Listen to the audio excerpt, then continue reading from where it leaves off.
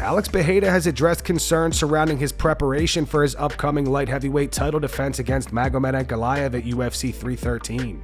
Recently, Daniel Cormier expressed doubts about Periera's decision to travel to Australia to corner Sean Strickland for his title rematch against Dricus du Plessis. DC suggested that Periera should prioritize his own training camp, especially with Ankalaev being arguably the toughest challenge of his title reign thus far. In a recent interview with Bloody Elbow, Periera responded, saying that he's been in this position before and isn't worried about the outside noise. Alex said, "Sean and I have a good friendship now, and a lot of people are thinking that I just went out there to be in his corner. But I had prior commitments in Australia, and it just ended up that it worked out for me to be over there in his corner. I heard people saying, oh, he doesn't even speak English. What difference does it make him being there? But we have the same kind of energy. We're on the same vibe. We're both fighting in the same company, so there's a lot of good rapport between us." What I can say to Cormier and a bunch of other specialists that have been saying that I shouldn't have gone out there, I've been in this situation before. It's actually been worse before when I was in Australia and I'd signed up to fight and didn't even know I was going to fight. But this time it was all very planned out. I knew what I wanted to do. I took basically my whole team down there. There were 8 people in Australia with me, so we knew exactly what we were doing and we planned it all. A lot of people are talking about the traveling and all of the trips. Maybe it's not the ideal situation, but I feel like I'm very experienced with that, and I've done this a million times, to be honest. Magomed Ankalaev works on his ground and pound ahead of his light heavyweight title shot against Alex Periera next month.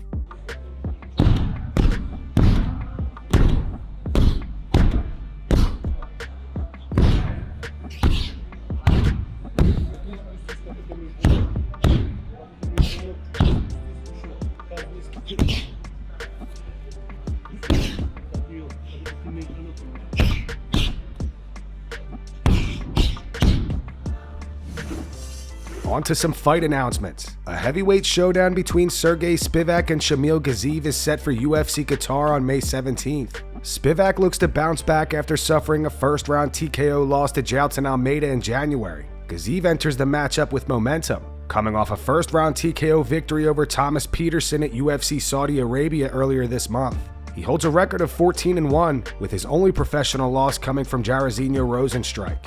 A bantamweight clash between Montel Jackson and Daniel Marcos is set for UFC Des Moines on May 3rd. Jackson is currently riding a 5-fight winning streak, with his most recent win coming via first-round KO against Damon Blackshear in July. Marcos remains undefeated in his professional MMA career, most recently earning a split decision victory over Adrian Yanez in December.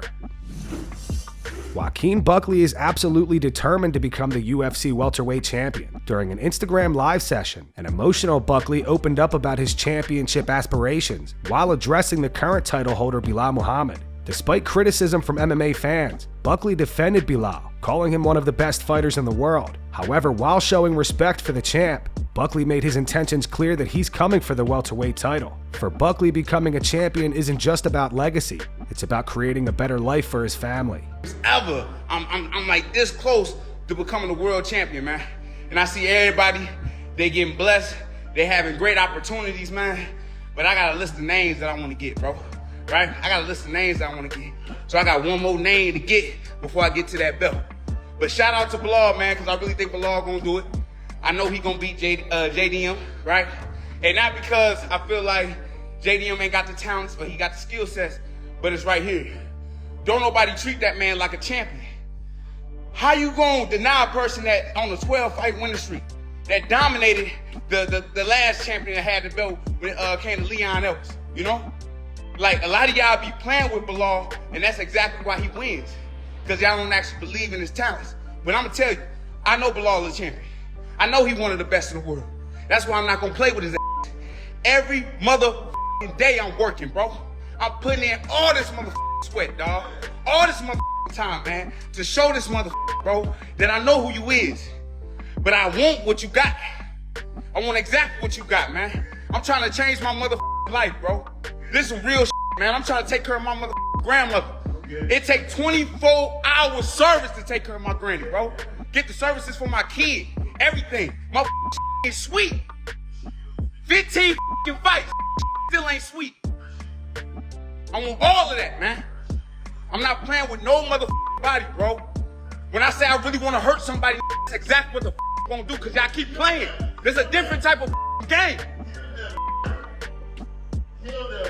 Congo, you gotta be hyped up, but let me get off this line, man. Michael Chandler says his second loss to Charles Oliveira was the most disappointing moment of his life. Chandler first fought Oliveira for the UFC lightweight title in May of 2021, suffering a second-round TKO defeat. The two ran it back in November, where Oliveira once again got the better of Chandler, winning via unanimous decision. Now set to face Paddy Pimblett at UFC 314. Chandler says he plans to make Paddy pay for the heartbreak he endured following his latest loss to Oliveira. He went on to say, "I got into an SUV with my wife and I just cried. I just sat there and I was just like, I think this could have been the last one. This sport is hard to get a title shot. It's like catching lightning in a bottle to get a title shot in the UFC. I felt like I squandered that opportunity and I said, babe, this could be the last one." It was the most disappointed I've ever been in my entire life. Not just fighting, but in my entire life. With that, I would have interviewed with you a couple days post-fight. Actually, truth be told, I stayed in New York for a day or two. I think it was Tuesday morning I was on Bussin' with the Boys, on the bus in Nashville live recording a podcast. Because years ago, it was actually when I started my loss streak. I lost 3 fights in a row, 688 days without winning a fight. That first fight that I lost to Eddie Alvarez, I hid from everybody. I wanted to hide from it. I was so embarrassed. I wasn't ready to deal with the feelings and the embarrassment and the pain of a loss. Now it's par for the course. You're going to win and you're going to lose. I think I was just so dang sure that this is how it's supposed to be. I was going to lose to Charles Oliveira in the first fight, lose my opportunity at a world title, to then get an opportunity to fight him for the #1 contender spot, and then fight Islam Makhachev, who is arguably a bigger name, a more seasoned champion, and I was just 100% sure I was going to win. Now I have somewhat licked my wounds, and I have a new fire about me. Cooler heads have prevailed, and I thought, no, this is just another loss. No big deal. We're going to move forward. On Paddy, Chandler continued, based on his resume, this is a huge jump up, but this is the nature of the business, the nature of the sport. You fight the top guys, you get the opportunities to fight for the title. You get the opportunities to fight for a #1 contender, and that's what I've done thus far in the UFC. At some point, you've got to fight a guy outside the top 10 to remind everybody. #1, to give them an opportunity. #2, to keep the division going. #3, not to be a guy that just says yes to top 5 opponents. You had Dustin Poirier who fought Benoit Saint-Denis. You had Justin Gaethje who fought Rafael Fiziev. You got all these different guys. I think wasn't Dan Hooker outside the top 10 when he beat Mateusz Gamrot? You've got these matchups, they just have to happen. At some point, you can't just sit around and sit on your hands and say, I'm only fighting top guys. Obviously, I would love that. I threw Arman Sarukian's name out there. Anybody inside the top 10 sounded great, but hey, Paddy Pimblett deserves an opportunity, and I deserve an opportunity to go out there and show the difference between the guys I've been fighting and the guy who's outside the top 10. Is there risk involved fighting a guy outside of the top 10? Absolutely. Is it a lot better to fight guys in the top 3? Of course. But I've had those opportunities, and now it's my opportunity to continue to show fans who I am and the difference in levels inside the lightweight division. Somebody was going to pay for the pain I had in November. Somebody was going to pay for it. Unfortunately, I've got to take it out on Paddy Pimblett, but somebody was going to get it taken out on their face and their body and their soul months after that loss, because that was a very painful one. Renato Moicano is not a fan of the matchup between Belal Muhammad and Jack Della Maddalena, predicting Belal will run through JDM. Gilbert Burns also gives the edge to Belal. Having shared the octagon with both men, Burns brings first-hand insight into the matchup. He suffered a unanimous decision loss to Belal in May of 2023 and was knocked out by JDM in the 3rd round of their bout in March of 2024. But Jack Della Maddalena, I didn't like. Who you think, Belal or Jack? Belal, 100%. I think Belal, not that crazy, but I think 100%, my brother. Yeah. I'm not trying to be disrespectful, no, but Gilbert Burns was taking him down until until I eat a knee. Yeah. Would you say didn't taste good, bro?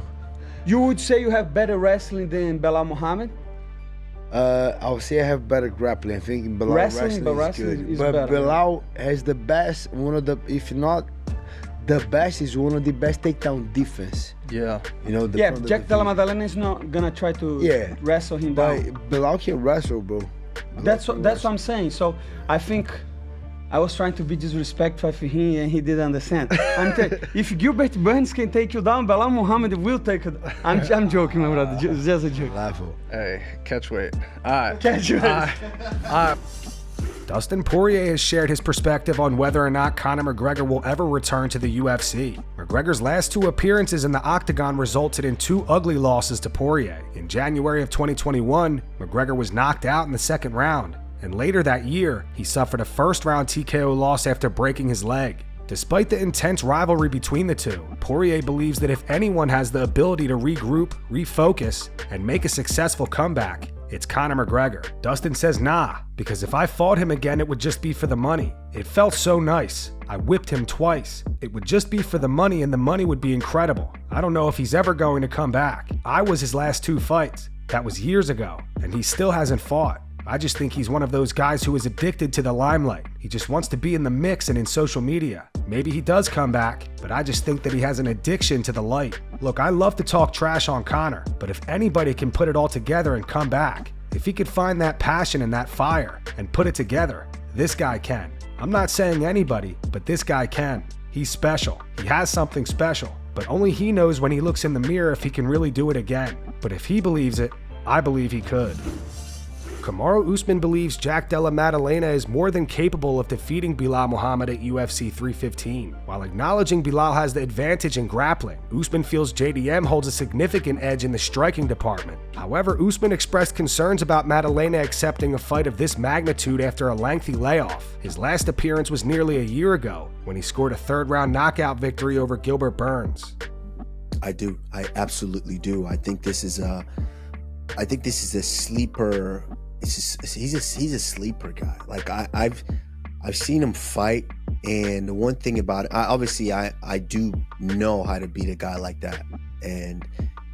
But the one thing about him is he's so relaxed to where it's very, very hard to beat him. It's very hard to beat him. When I say beat him, I don't mean just win the fight. It's very, very hard to discourage him from trying. There are some guys to where you can take down 50 million times, they're still going to keep trying to get up. And as wrestlers, we know how annoying that is. It's very, very hard to do that with a guy like Jack Della Maddalena. Now, I do think Belal has better grappling than him as far as taking him down, being on top, having top control, maybe looking for a choke here and there. But striking-wise, I think JDM is much better than Belal. I think Belal will probably has kicks and all of those little strikes, but as far as throwing hands, as far as relaxation there, as far as setting the traps with the striking, I think JDM is definitely a little bit more seasoned, or even better there in that aspect. But it's an intriguing fight. I don't think it's a landslide that Belal is going to win the fight. I do think it's a very intriguing fight. Honestly, I like the fight.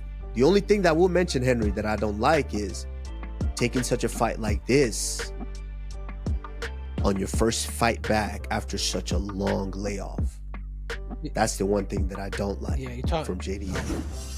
Alexander Volkanovski admits that he's nearing the end of his MMA career. Volk is set to face Diego Lopez for the vacant featherweight title at UFC 314, following Ilia Toporia's decision to vacate the belt and move up to the lightweight division.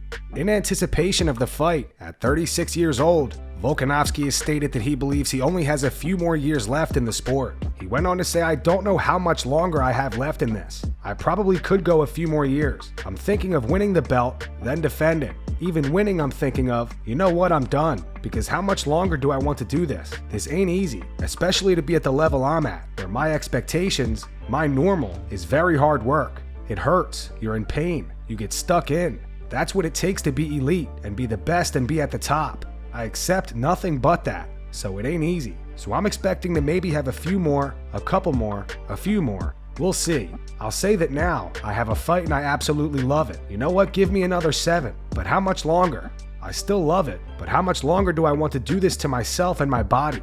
I do want to eventually sail off in the sunset, right? I'm really looking forward to that, but I want to have one last crack and really get stuck into it. Win that belt, defend it, maybe defend it again, maybe one big fight after a defense. We'll see. Then maybe I'm done. That's sort of where we're at, but I want to be active as soon as I get this belt. When I get it back, I'm like, all right, when we doing this next one?